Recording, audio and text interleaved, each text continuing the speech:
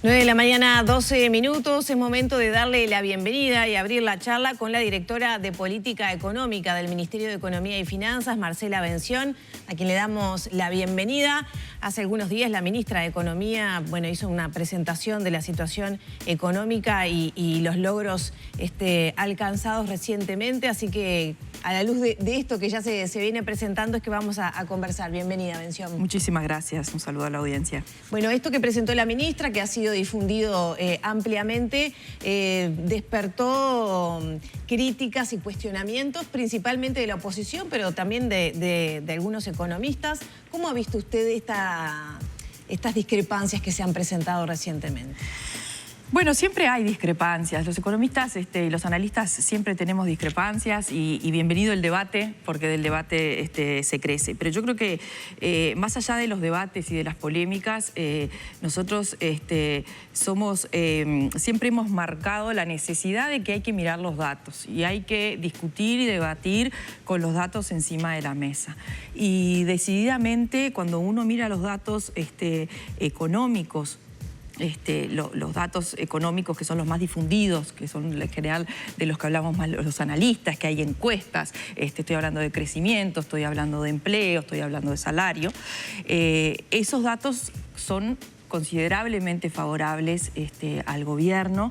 Ya tenemos 4 años recorridos. En los primeros años, cuando veníamos al canal y cuando hablábamos con ustedes, recién arrancábamos el recorrido del periodo de gobierno. Hoy ya tenemos 4 años cumplidos de gobierno y podemos hacer un balance, si se quiere, más integral de lo que han sido estos 4 años. Y decididamente que con ese balance más integral vemos que hay indicadores muy auspiciosos para los uruguayos, no para el Ministerio de Economía, no para el gobierno, para los uruguayos. Ahí está, para la gente de a pie, ¿cuáles son esos Para la indicadores? gente de a pie. Esos indicadores básicamente son la creación de empleo, ¿sí? Del 2020 al 2023 se crearon 76.000 puestos de trabajo.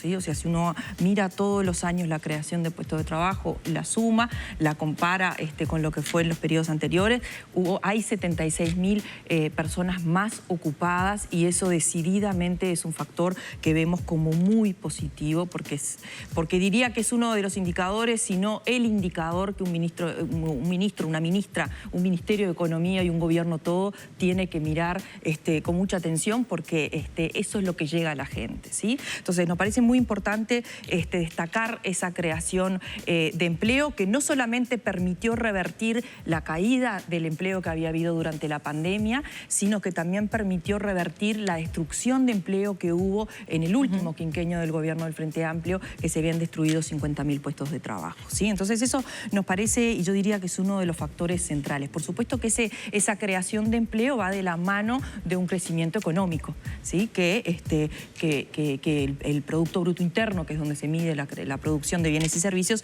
en el año 23 se encuentra 3,6% por encima de los niveles del año 2019, ¿sí?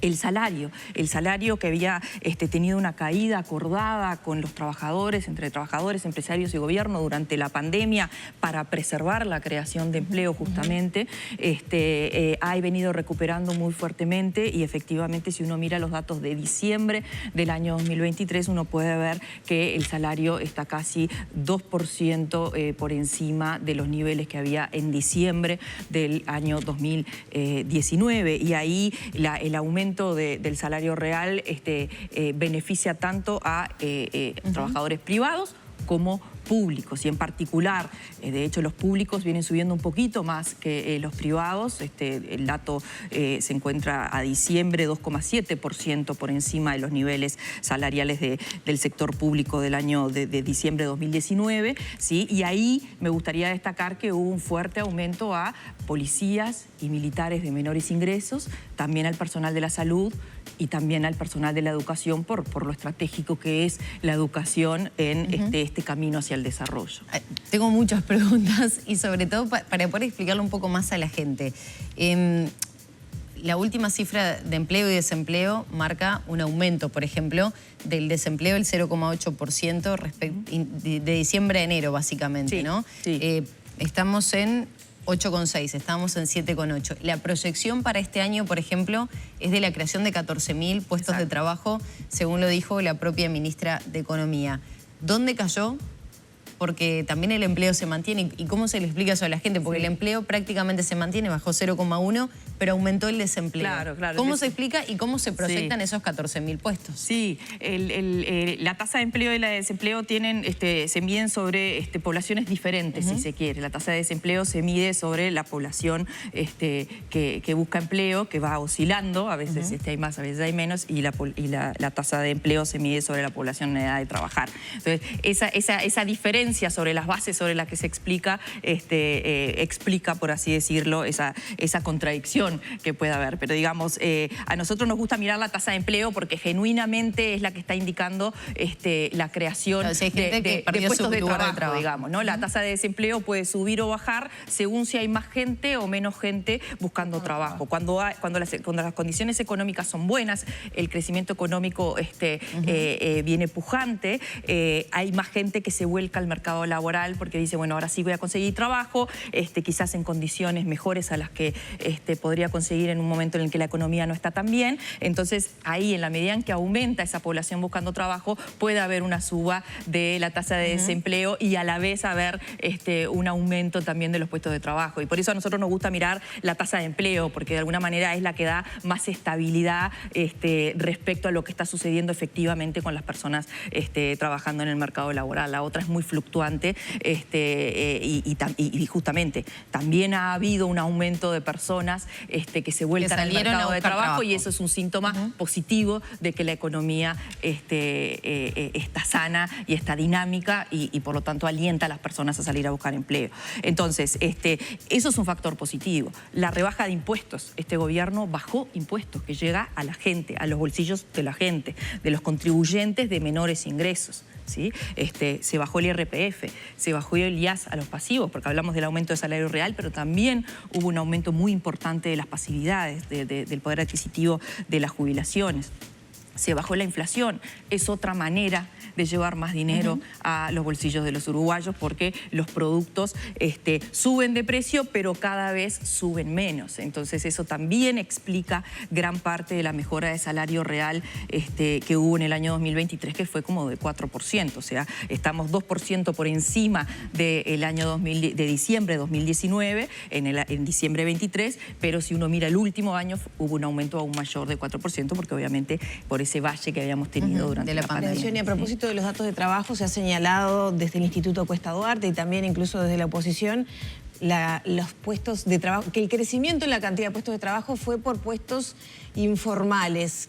Obviamente son situaciones de precariedad para quienes están en esas condiciones. Sin duda hay que a ver, la tasa de informalidad bajó. Vamos a poner a empezar por partes porque ha habido mucho debate en estos días sobre este tema. La tasa de informalidad bajó del año de 2020, si uno compara 2019 al año 2023, de 25% a 21%. Eso implica que hoy hay 40.000 menos informales de los que había en el año 2019. Si uno mira el año 2023, hay 360.000 trabajadores esas informales. Personas pasaron a ser formales. Esas personas pasaron a ser formales. No perdieron su lugar de trabajo, digamos. No perdieron su lugar de trabajo. O sea que en el 2019 había 400.000 informales, al 23 hay 360.000 personas en informalidad, o sea que se bajó 40.000 personas informales, ¿sí? Y además se crearon esos 76.000 puestos de trabajo a los que yo refería. Entonces, si uno mira la película de los 4 años, claramente es muy favorable por la creación de puestos de trabajo y por la reducción de la informalidad. Eso es incuestionable y así es, ¿sí? Respecto a, el Cuesta Duarte ha hablado de los 25.000 pesistas. Bueno, ¿sí? esa es la otra cuestión, ¿no? La calidad del trabajo y el aumento justamente de la cantidad de personas que ganan. Claro, pero a mí me parece, justamente yo ayer intercambiaba con el Cuesta Duarte y le pedía el informe porque no lo había tenido y yo creo que un aspecto muy central de ese informe es que no considera que los 25.000 pesistas de hoy tenían 0 en el 2019.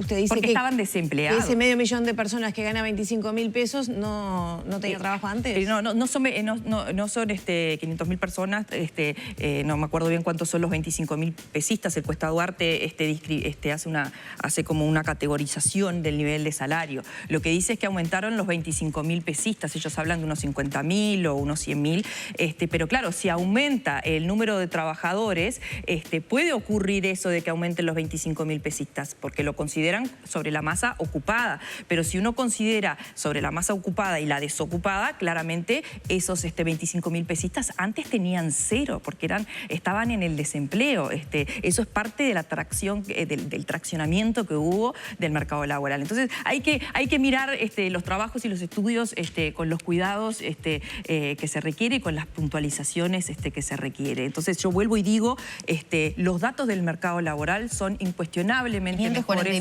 a lo que eran en el 2019. ¿Perdón? 549.000 dice el Cuesta Duarte en su informe. Por debajo de 25.000. 25.000 pesistas. Ahí está, 25.000 pesistas, exactamente. Entonces ahí están contemplados, en esos 549.000, están contempladas los 76.000 que no tenían empleo en el 2019 y que lo tienen ahora. ¿Eso conforma al equipo económico? No, nunca conforma al equipo económico. Nosotros, yo lo decía en una entrevista el otro día, yo creo que el ser humano inherentemente siempre quiere más, y el equipo económico también quiere más, y el gobierno quiere más. Y yo comentaba, si a mí me preguntan a qué aspiro a tener ingresos como los países avanzados. Ese es el norte que uno y la ambición que uno debería tener como economista y como equipo económico y como gobierno de nuestro país. Pero no podemos dejar de ver el camino recorrido. Para conseguir más logros hay que primero caminar hacia esos logros, y este gobierno claramente ha caminado y ha obtenido logros, ¿sí? Hay que seguir trabajando. Hay desafíos, por supuesto que los hay en muchas áreas y en innumerables áreas, y nos gustaría que los empleos cada vez fueran de mejor calidad, en salario, en condiciones de trabajo, obviamente en motivación de los trabajadores para trabajar en lo que quieren, pero la única manera de hacer eso es consiguiendo mayor crecimiento, y es consiguiendo un sector privado que cada vez quiera apostar más a la creación de empresas. Bueno, y ahí retomo reclamos históricos, ¿no?, del sector industrial, del sector exportador, que continúan vigentes, de problemas de competitividad, de atraso cambiario.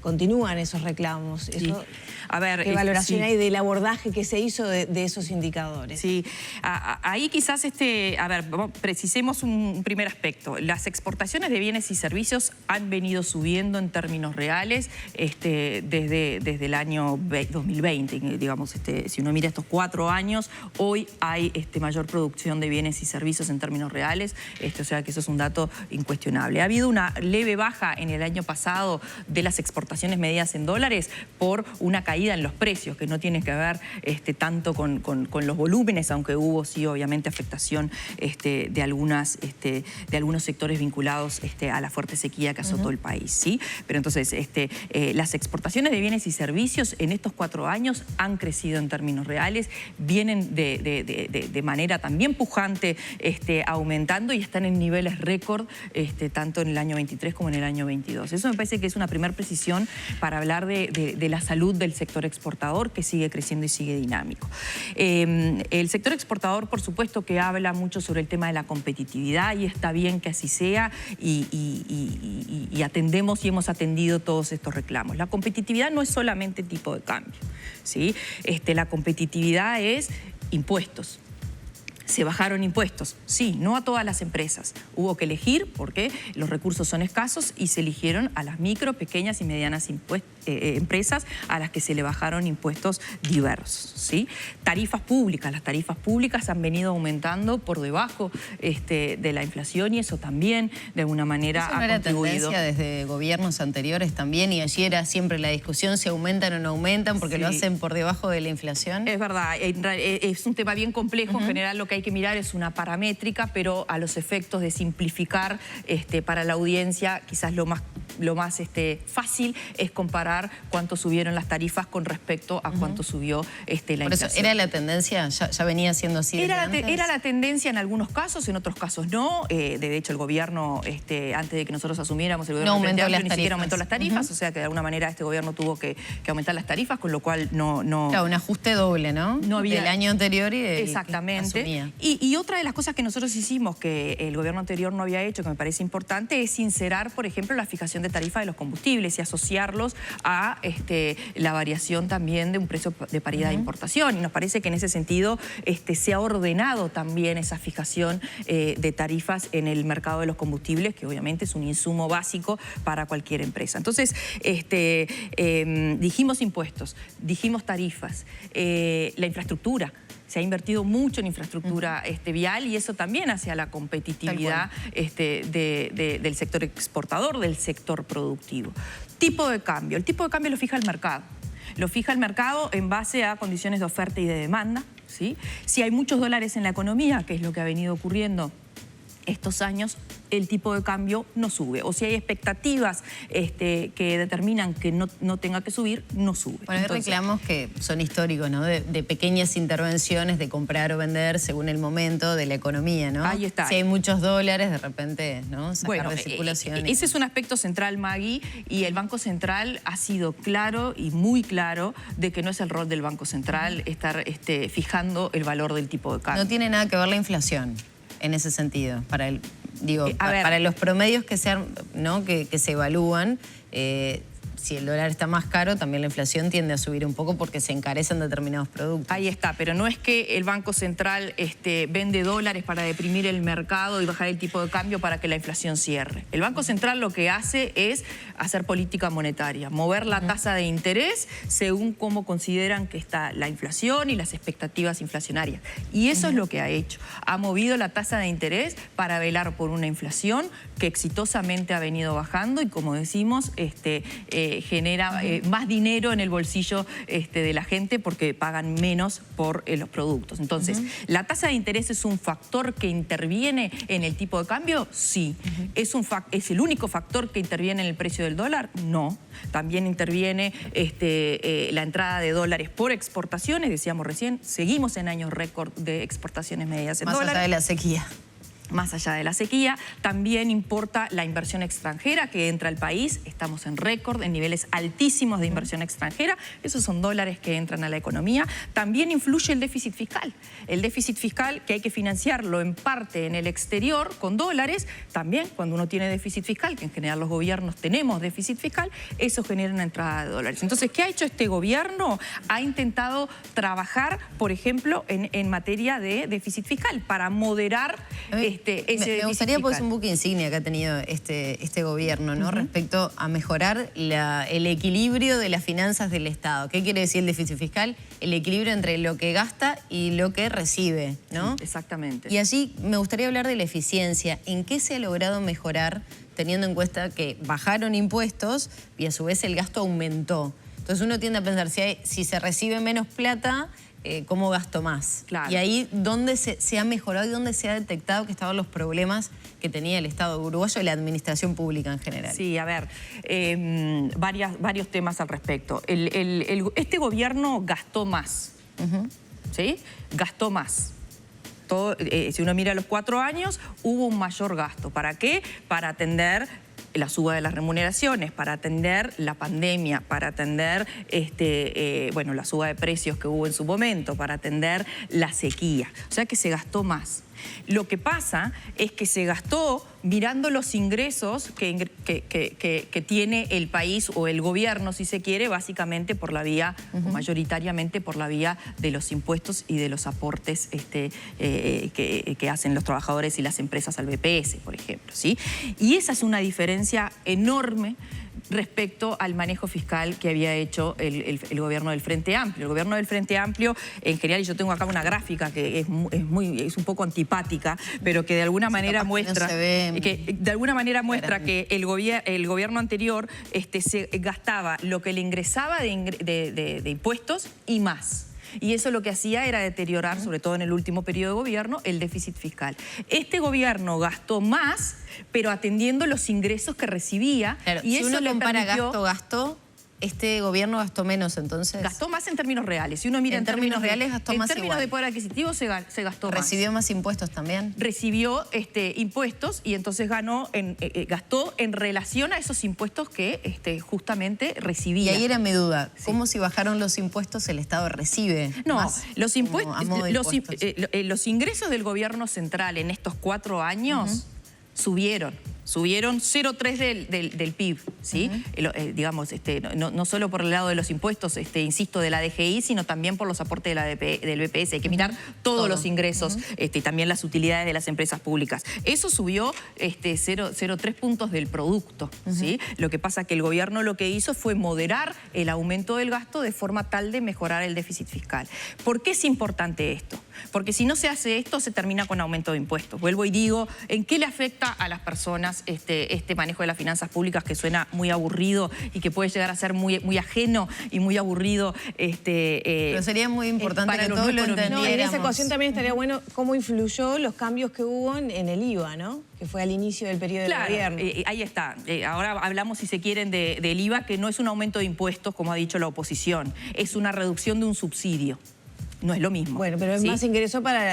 Es más ingreso, sin lugar a dudas. ¿Pero por qué se hizo eso? Porque en su momento se había determinado el incentivo, la rebaja del IVA para incentivar el uso de las tarjetas de crédito y de débito. En la medida en que eso ya está extendido y que lo usan mayoritariamente las personas de mayores ingresos... Volcamos más en el consumo al Estado a través de ese cambio. Exactamente, ¿sí? Pero eso es una reducción de un gasto tributario que es algo que algunos analistas, incluso algunos partidos políticos, el caso de Cabildo Abierto, es un tema que han puesto sobre la mesa de que Uruguay a veces, o que la sociedad uruguaya a veces, digamos que le da demasiados subsidios a determinados sectores. Eso es una resignación de ingresos de la sociedad en su conjunto para los gastos, entonces hay que mirar cada uno de esos subsidios. En este caso se entendió que ya se había promovido el uso de tarjetas de débito y de crédito, que ese subsidio estaba yendo mayoritariamente a los sectores de mayores ingresos y por eso es que se resolvió cambiar la medida. Ahora, no es un aumento de impuestos como dice la oposición, es una reducción de un subsidio. ¿Cómo fue entonces en la ecuación esta de reducción de impuestos por una parte, estos cambios por otro? No, la reducción de los puntos del IVA son 40 millones de dólares y la reducción de impuestos son 190 millones de dólares. O sea que claramente la reducción de impuestos fue notoriamente mayor a la reducción de ese subsidio. ¿Sí? Atención, el gran debe es ahora con estos 4 años ya recorridos, la pobreza infantil. Sin lugar a dudas que la pobreza infantil, adolescente también, es un gran debe de nuestra sociedad en su conjunto. Este gobierno ha destinado 50 millones de dólares más todos los años a atender esa problemática, tanto a nivel de transferencias a los hogares con niños de 0 a 3 años. También hubo un refuerzo para hogares con niños de 0 a 6 años, sobre todo durante el año 2022 y 2023, cuando los precios habían subido mucho por la invasión de Rusia a Ucrania, y hay que seguir trabajando en ese sentido. También ha habido, bueno, las políticas de creación de empleo y aumento de ingresos del hogar, no solamente de salarios, sino de ingresos de los cuentapropistas, también es algo que tracciona y mejora la situación de los hogares más vulnerables. Y si uno mira la evolución de los indicadores de pobreza luego del aumento fuerte que se dio en pandemia, que ocurrió en todo el mundo, han venido reduciéndose. Pero sí, sin lugar a duda que eso es uno de los desafíos a los que referíamos, en los que esta sociedad y los gobiernos sucesivos vamos a tener que seguir trabajando. Bención, ¿es posible pensar, y hablo, ya estamos en pleno periodo, ¿no?, de campaña electoral, y hay promesas, por ejemplo, que van por el lado de una reducción del IRPF y del IAS del entorno de los 500 millones que se le devolverían a los bolsillos, pero en total serían 1.000 millones, así lo ha planteado Gurméndez acá en las últimas horas.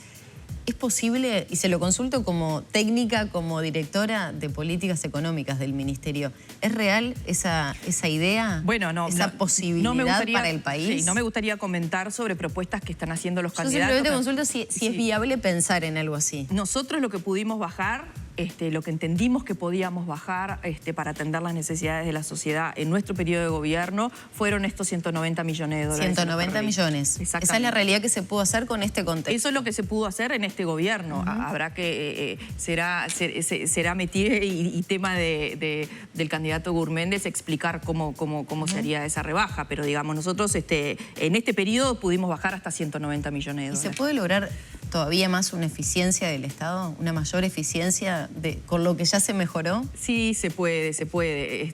Nosotros creemos que se puede. ¿Y por dónde pasan esas cuestiones entonces? Bueno, pasan por cada uno de los organismos y de los incisos para focalizar los programas. Nosotros, la ministra lo ha dicho, y sobre todo a principios de nuestro periodo de gobierno, que en general los presupuestos siempre se hacen con mirada incremental, ¿no? Los incisos, los organismos tienen, los ministerios, o los diferentes organismos tienen determinados programas, implementan uno nuevo y piden más recursos para ese programa nuevo. Y nosotros, la prédica desde el Ministerio de Economía, desde el gobierno todo, siempre es, bueno, quizás si hay un programa nuevo, veamos si no se puede reprogramar alguno de los que ya existían para mantener la masa de recursos destinados a esos programas. Eso es difícil, es complejo, hay como una inercia compleja, pero bueno, en los incisos en los que se pudo, trabajar, se mejoró, y yo creo que lo que hay que mirar es ese resultado fiscal que mejoró, dependiendo de cómo uno lo mire, pero que básicamente mejoró de casi 4% del PIB el déficit fiscal en el 2019 a 3,3% del PIB en el año 2023, y eso es importante porque despeja aumento de impuestos para la gente, como ocurrió en el año 2017, en el que el Frente Amplio venía gastando mucho y básicamente lo que tuvo que decir es: tengo que subir impuestos porque no me da la cuenta. ¿Qué puede esperar la gente para este 2024, sus bolsillos? Bueno, nosotros esperamos que estas mejoras de las que hablábamos, crecimiento económico, creación de empleo, aumento de salario, continúen. Básicamente estamos previendo un crecimiento económico del 3,5%, ¿sí? En el año 2024. Eso más o menos coincide con lo que los analistas están esperando. Estamos esperando un aumento todavía continuo del salario real, de los ingresos, y estamos esperando unos 14.000 puestos de trabajo más que se podrían crear en este año 2024. Así que básicamente creemos que las condiciones favorables se van a mantener. Somos optimistas en ese sentido. Venció, muchas gracias por estos minutos. Gracias a ustedes.